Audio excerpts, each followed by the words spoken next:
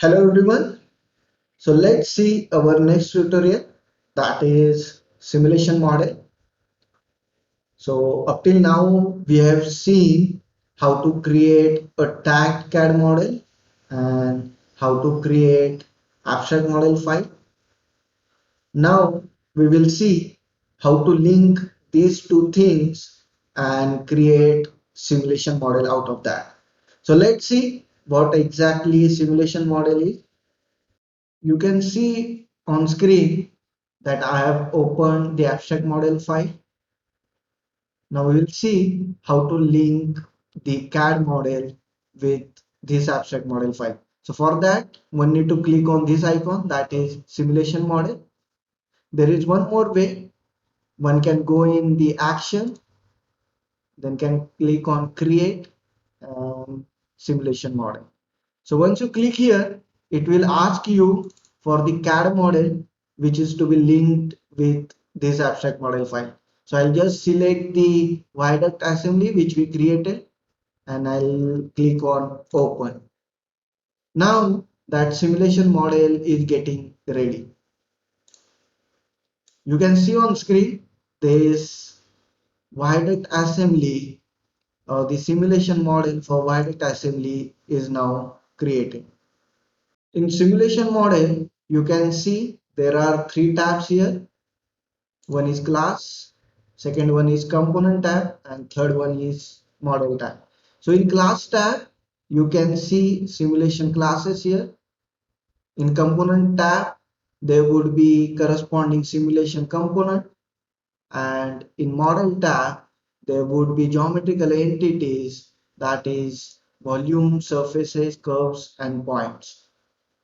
Now in class tab, you can see the classes. So if I click on any class, for example, if I click on air class, then respective geometrical entities will be highlighted in graphical user interface. So we have added air class in our original CAD model on these parts. And that's the reason that when I'm clicking on air class, the respective geometrical entities are highlighted in the graphical user interface. So similarly, if I click on one more class, maybe size A, then you can see a respective geometrical entity on which we have given the size A class in our original CAD model. Those are getting highlighted here in this graphical user interface. So same would be the case for relations also. So if I click on any relation, for example, relation between fluid and inlet 2D, then you can see a corresponding geometrical entity, that is face use, is getting highlighted here in the graphical user interface. Same would happen for the attribute also. So if I select a simple boundary condition attribute, maybe this one, then you can see the respective geometrical entities, those are getting highlighted in the graphical user interface. So this way one can verify their classes, relation and attribute if they are representing the correct geometrical entities or not.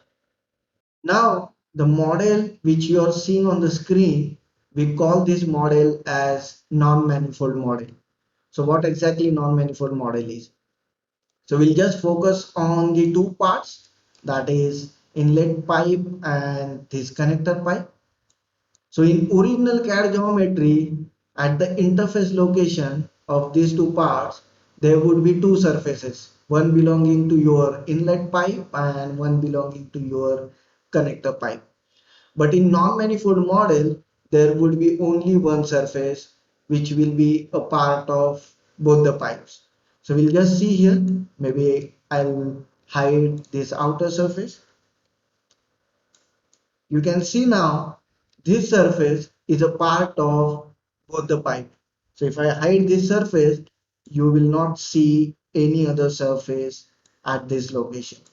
But in original CAD model, there would be two surfaces, one belonging to your inlet pipe and one belonging to your connector pipe. So this is what the difference is. So when two parts they are in touch with each other, then in non-manifold model, there would be only one surface which belongs to both the parts, whereas in your original CAD model, there would be two surfaces and those will represent their respective parts. So this is the difference, and remember that our simulation model is a non-manifold model. Now we know that if I'm clicking on any class, then respective geometrical entities will get highlighted in the user interface. So when I'm clicking on size A class, then the respective geometrical entity, that is the volume here, is getting highlighted. Now every class has some child entities, for example boundary. So if I'm clicking on boundary, then the corresponding geometrical entity will get highlighted. So boundary means which is in touch with the air or which is not in contact with other classes. Now again, boundary will have subchilds like inside. So inside means inside of that wall, that boundary, and outside means outside of that boundary. Similarly, some subchilds like pruned entities. So I'm clicking on prune 2D, then it is highlighting the face that is having a 2D dimension and which is a subchild of the boundary.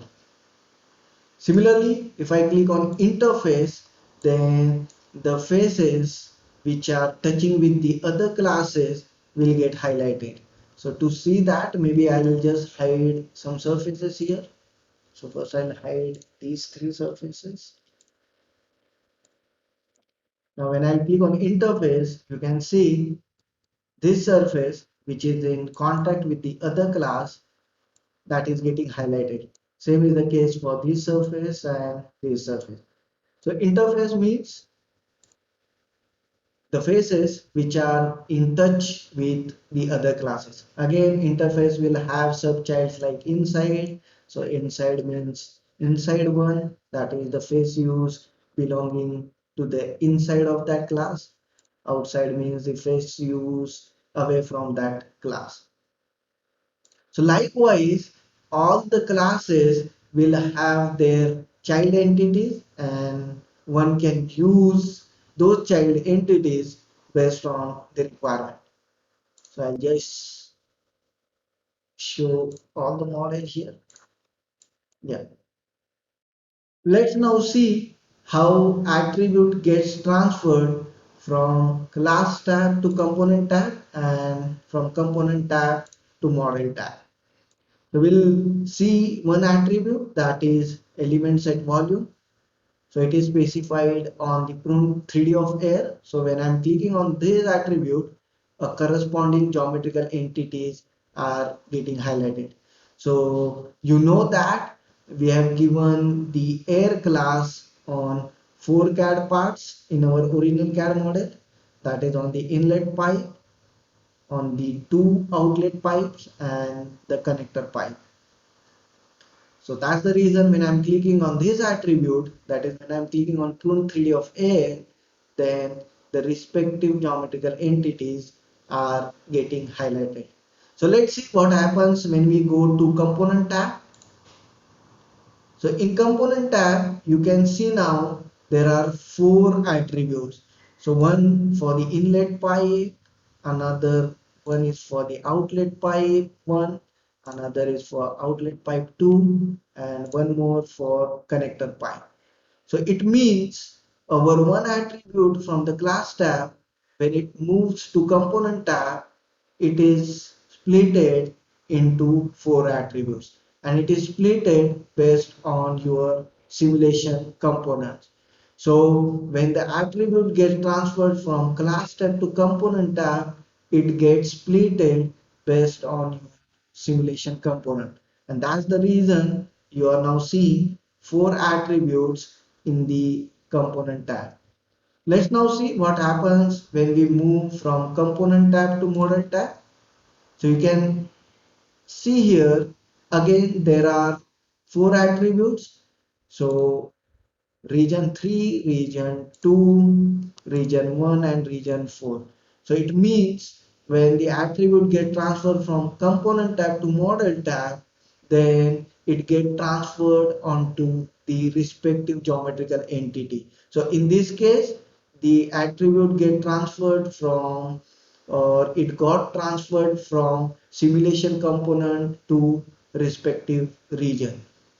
So this is how the attribute will get transferred from class tab to component tab and component tab to model tab. So you can verify in the model tab if all the attributes are getting transferred at the correct geometrical locations or not. Now there are some options available in this simulation model. So there are two tabs, that is action and view. So in view, you can see options like show and hide. So you can use it if you want to show or hide some particular geometrical entity. For example, if I want to see the point vertices, then I'll just click here and point vertices will be highlighted with blue color. If I again go there and if I uncheck this point vertices, then vertices will not be shown you. So this way you can just hide and select any particular geometrical entity. There are some options available in the action tab. So action get info model validity with geometry. So this will highlight whether your non-manifold model is valid or not. If it is not valid, then it will highlight some geometrical entities which may have some problem. So you can update your CAD model and you can make your non-manifold model valid. There are some other options available, like you can get more information about your non-manifold model. So if I click on that, then it will give some details about non-manifold model, like how many regions, faces, edges, vertices it contains. So this way one can make use of these two tabs and get more information about the non-manifold model. Maybe I'll cover one more point, that is under action, you can select any particular geometrical entity based on the ID. So for example, in topology, you can select any particular vertex, edge, face or region. Maybe I'll just click on edge here and I'll just give the ID, that is 24, and I'll just click OK. So the edge which is having ID 24 will be highlighted in the simulation model. So likewise, you can provide the IDs and you can select the geometrical entities in simulation model. Now, once your non-manifold model is valid, then we will proceed for the meshing. So for that, we need to click on this icon, that is mesh model. Again, there is one more way, that is one can go in action, create and mesh model. So once I click on it, then automatic meshing will start. Again, this meshing will depend on the settings which you have given in the meshing attributes. So you can see here, mesh is created based on the settings, whatever you have given in the meshing attributes. Now one can get more information about this mesh under view tab. So view mesh statistic, I'll just select volume mesh and you can see there are different criteria here. So you can select the criteria based on your requirement and you'll get more detail about that criteria. So I've just selected aspect ratio here and I'll click on OK. So you can see it has given me some information about the mesh related to aspect ratio criteria. So if I go down here, you can see this is the element which is having highest aspect ratio. This is the element which is having lowest aspect ratio. One table is given here at the bottom, which highlights the range of aspect ratio and the number of elements corresponding to that range. So this way, one can check the different criteria for the mesh generated. Now, maybe if I want to see where exactly this element is, then I'll just copy the ID of this element. Maybe I'll just minimize this window. I'll go in the action, open, region selector. Again, here there are criteria available. I'll just select here ID. I'll put minimum and maximum the same, that is the ID of the element, and I'll just update. Then maybe I'll just go in the view, hide, and all but selected. So the element with the ID 488943 will be selected. So this is the element which is having the highest aspect ratio. Again, I'll go in the view, show all, and you can see where exactly that element is. So it is in the outer pipe location. So this way you can get the information about your mesh based on some criteria. I'll just close this and we will now see how to see the sectional view in the mesh. So for example, if I want to take a section which is perpendicular to y-axis, then maybe I'll go in action, open, click plane editor. I'll just select the y-axis here. Then I'll just go in the view, I will all but selected. So this way a sectional view can be seen. So I can just zoom and I can view the mesh across that section. I'll just exit this. Maybe I'll close the sectional view and on all the elements. So that's all from this machine. Now we will see how to carry out the export of your input text. To export the file, one need to click on this icon, that is Acusol model. Again, there is one more way. One can go in action, export, and Acusol model. After that, it will ask for the folder location. So I'll just create new folder here. I'll give name as exp Walter Acusol. I'll just click on the select folder. So this way, my model is getting exported. Once done, you can see your input text generated in that folder location. So this way, one can create the simulation model, then carry out the machine, and then carry out the export of your model. So that's all from this tutorial. I thanks everyone, and if you have any queries or any question, then please feel free to contact at support@novosnexus.com and we will get back to you accordingly. Now, in next tutorial, we'll see how to avoid a conflicting situation. Till then, have a good day. Bye.